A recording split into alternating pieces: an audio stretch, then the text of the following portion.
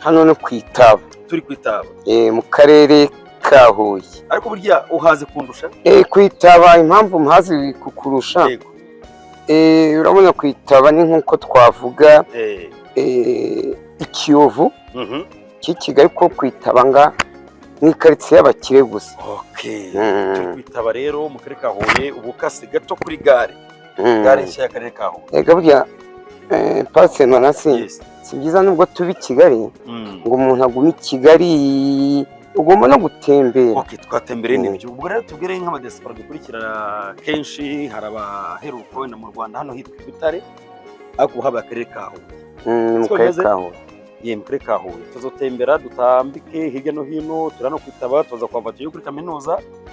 Ibi nama episode ashobora kuzaba menshi kubera impamvu turi naha kubera igikorwa cya SOS muri gahunda yo gushishikariza ababyeyi kwita ku bana babo bakabaha uburezi n'uburere bikwiye bakagira gahunda yo kudatererana abana cyane cyane nk'abavukanye ibibazo birimo ubumuga n'ibindi bibazo bitandukanye umwana ashobora kuvukana ariko kubashishikariza kutabatererana. Hase umwana uko yakavutse ni kimwe nkundi.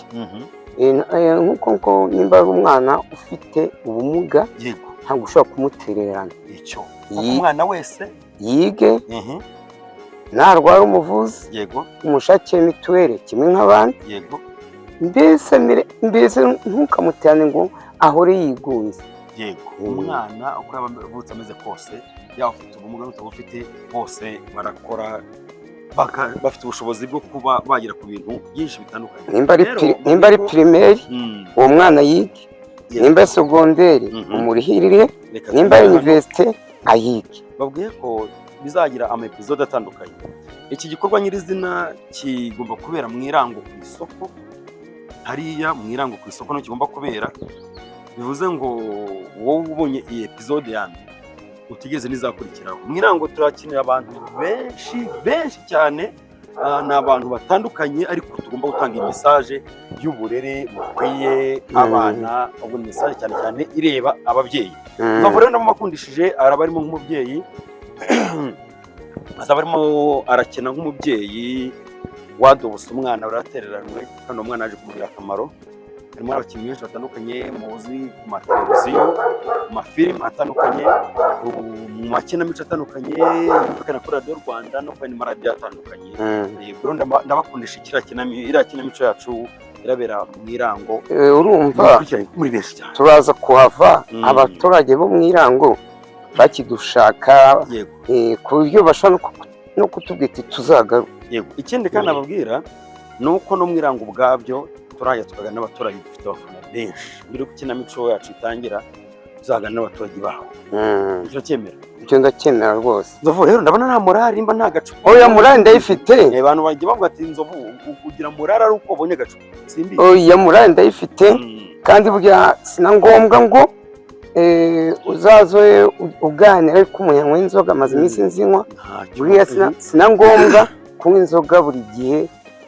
Ntabwo nabyo biba ari byiza. Uzo ko umukoro n'inzoga utaye igihe batunaka ntari gukora neza kubera ko nta nzoga. Oya ntabwo ari yo mpamvu. Nabyo ntabwo ari byiza nyine. Nabyo ntabwo ari byiza ibyitwa inzoga si ngombwa ngo umuntu azindukiye mu nzoga. Karako imbwa ziri kumuka. Yabonye indi. None uzima mbwe ingenzi yayo. Oya hano nakubwiye yuko hano kwitaba ni mu babosi ameze nko mu Kiyovu cya Kigali. Usomera kira cyapa. Nimba uzi gusoma. Somera niba uzi hano handitse ngo INHCR. Nimba ari INHCR. Muraho. Mbese handitse ngo uyu nkuko navuga ngo uyu ni umuryango wita ku mpunzi. Buriya igihe yakamwana yaragiye muri Amerika yanyuze muri iki kigo. Nyine handitse ngo iki nyine. Sivyo ko yageze yasi. Zira nyuguti nini zihari. Ndabona ari inyuguti INHCR. Uko magambo none arambuye hari hasi birabimukara. Ngo unité nationale commissionnaire handitse commissionnaire nk'abandi b'amaso. Ni hatari. buriya kutiga biragatsindwa. Nzovu ngo buriya kutiga biragatsindwa. yakajya kujya muri Amerika ntahagomba guca. Niwe yaciye ukagezeyo yasinze atuka abayobozi bayi Kigali, biba ngombwa ko bavuga ngo arwaye, afite indwara yo mu mutwe. Ubwo biba ngombwa ko yakamwana kujya muri Amerika byanze. Ariko bavuga ko wamuroze. Muroga wavuga ko wamukagiye ukamukana. Muroga se iwacu nta birozi bihaba. Ariko hano bo nibo bazaza baba babyiteye. Umuntu azajya mu kigo nk'iki yasomye kuri utwa Peti Mitsingi yaraye mu kabari. Urumva cameraman dukomeza hasi cyangwa dukomeza hari aheza ni hano. Ariko tuvuge twisubiriye. Huye ni umujyi w'abanyabwenge niko bavuga kandi Huye Huye ibi biti noneho urumva ukuntu ufite akayaga keza. Huye uzi ko mbere ya jenoside yakorewe Abatutsi umujyi wa Huye wari uwa kabiri mu Rwanda. Ubu ni wa kangahe se? Niba ubizi muri analize zawe Nzovu. Twebwe ngewe mvugisha ukuri. Yego. Habanza Kigali, hagakurikiraho akarere ka Musanze, ubwo ndavuga mu bwiza, mu myubakire. Noneho akarere ka Rubavu kakaza ku mwanya wa gatatu. Yego. Akarere ka Muhanga kakaza ka kane. Butare uretse kamera uri kudufilima se nawe mukobwa we. Narizo nibyo bibereye. Ubwo urumva. Waramutse ariko. Waramutse. Twabasanze wanyu kwitaba. Muraturusha iki se? Urabona atavuye gukamisha. Nawe ntago hagije. Nari ngo ufite inka yawe nawe urakamisha. Nduvu urambwe ngo akarere ka Huye ngo karakame ngo hariyo ngo karakambere imbere ya jenoside karaka kabiri hakurikiraga umujyi wa Kigali. Ariko ngo inyuma utundi turere twashyizemo imbaraga. Nk'akarere ka Musanze kagira imyubakire y'ama etaje za kaburimbo zigenda zikagera mu makaritsiye. Ubona ko Musanze rwose nizeye ko nawe wagiyeyo nta kubishidikanya. Musanze ifata umwanya wa kabiri kuri Kigali. Rubavu igafata umwanya wa gatatu, agakomezaho na za Muhanga n'ibindi na za Kamembe aho ngaho. Ubu kuri ubu rero akarere ka mbere nyuma ya Kigali mu turere twungana na Kigali turi duhagaze gatoya. Mu turere twungana na Kigali akambere ni akahe? Kunganira Kigali akuzi kambere ubu ni akahe? Ni Musanze ni nkuko nabikubwiye. Yunganira Kigali niyo ya mbere. Niyo ya kabiri kuri Kigali. Nyine uvuye mu Kigali ngo Musanze yita iya mbere. Iya mbere Musanze rwose.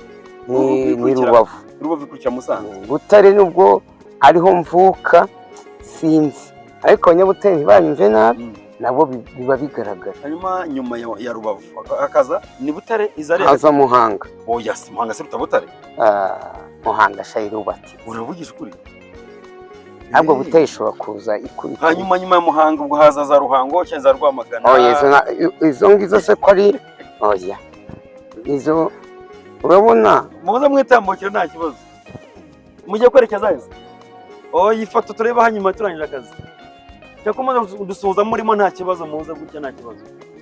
Ni muza mudusuhuza nta kibazo. Yambaye imyenda. Ngaho ngwino niba wumva bishoboka. Nzovu uravuze ngo nyuma ya Butare ya Muhanga hahita ku cyo kora akarere ka Huye. Za Kayonza nago zirimo. Za Kayonza ni muri gutinda rero ubwo. Za Kayonza hano turi kwitaba neza. Hano ni kwitaba. Nzovu kino giti bakita ngo ikinimbu cyiza. Umuko. Ikino giti bakita umuko. Amakuru ku muko uziho ku giti ku muko nayahe? Umuko ngiye cyo mbiziho mvuka cyangwa ngira gute. Umuko abantu baraguraga cyangwa bagiraga bate barawukoresha. Bagira bate? Baragura cyangwa bakagera gute. Ese ibiti byose bifite icyo byajyaga bikora kera. Ko na Ryangombe mvuga mu bisihembe kamunaga mu giti cy'umuko. N'abaterekeraga kera bamugani babijyaga munsi yabo. Igiti cy'umuko ni. Ariko noneho bino biti ubu kubitema Rema yo ivuga ko bikomye. Rema itubwira ko bino biti bikomye birimo umuko, umuvumo, iminyinya, n'imisava hari. Bavuga ko bino biti sinibuka neza niba imisava irimo, ariko umuko urimo umuvumo, umunyinya, bavuga ko ibintu biti bikomye kugira ngo hatagira ubiti bidashira.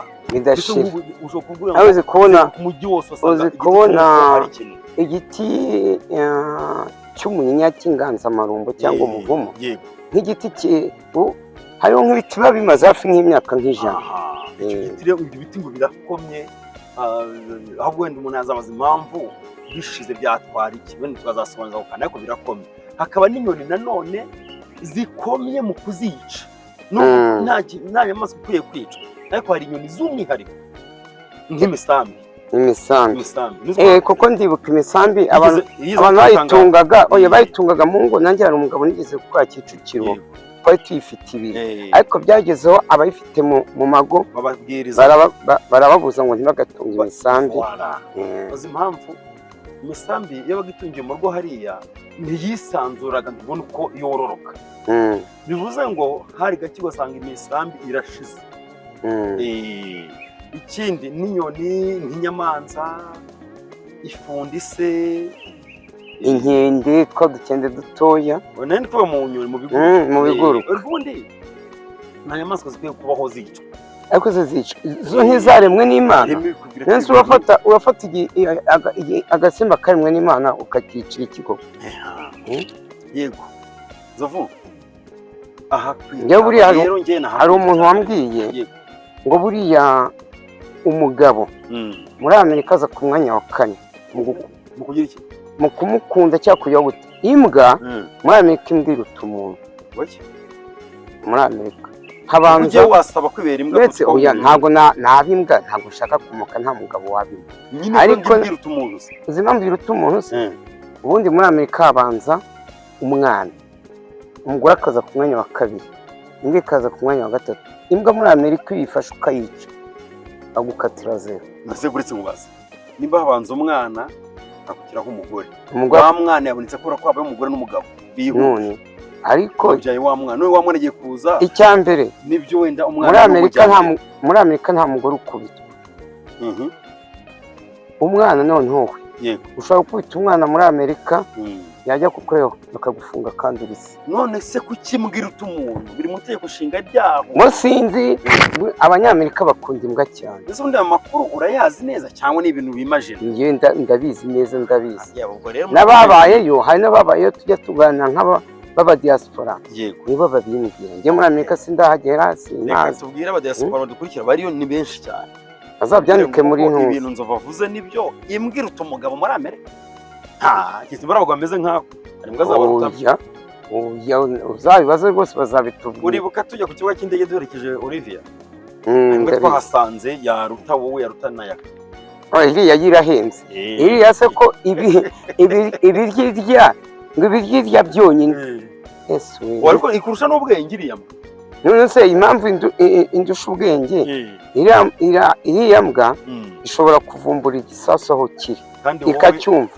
Naho njyewe nshobora kujya namfite igisasu, irambwa ikamunahuna igahita ikangumaho paka igihe abashinzwe umutekano baza bakansaka bagahita bakinsanga. Ariko nzovu bibaye ngombwa buriya akazana imbwa zatojwe gusa akabona afite umwanda, wabwiza ufite umwanda iyo mbwa ntibyemere ko utambuka, wumva abantu yaheraho igahita ntibagende. Simbizi kereka mbere yari mu bantu tuziranye yari guhera kuri yaka, kuko kera yaka atarashaka uriya umugore we, imbwa zigeze gutwara inkweto ziwe zigira ngo ni kubera agahumuro, akanoko, agahuyu zigira ngo urabona uruhu rw'inka iyo barufataga rukabura waranukaga.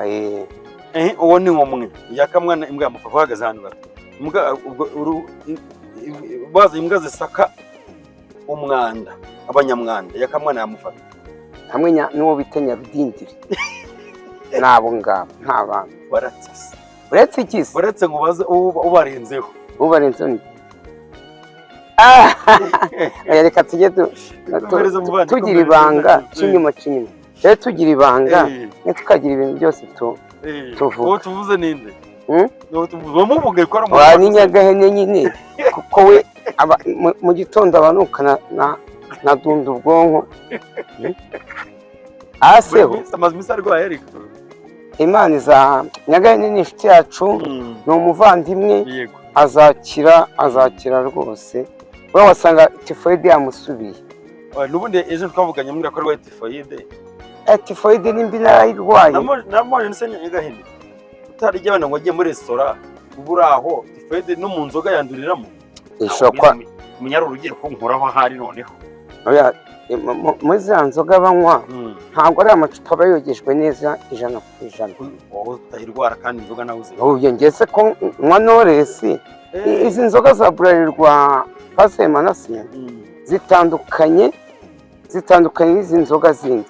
Uzi ko izi nzoga za Bralirwa ushaka gufata ikesi yawe ya Knowless ukayishyira hano ikaba yamara umwaka ziriya nzoga zitarapfa. Hanyuma rero ntabwo zishobora gupfa izi nzoga za Bralirwa. Musozo w'iki kiganiro nka episode ya mbere dukoreye kwitaba, tuzakurikira ahandi hantu tuzakubona inkende, sibyo? Bimwe mu biremwa Imana yaremye, inkende uhagaze gatoya, inkende bijya gusa n'umuntu, sibyo? Ese inkende bivuga ko inyamaswa ishobora gutoza ikaba ifite ubwenge ko, sibyo? Ubwo rero bivuze ngo episode ya mbere tukurikira ngaha ko turi muri Huye,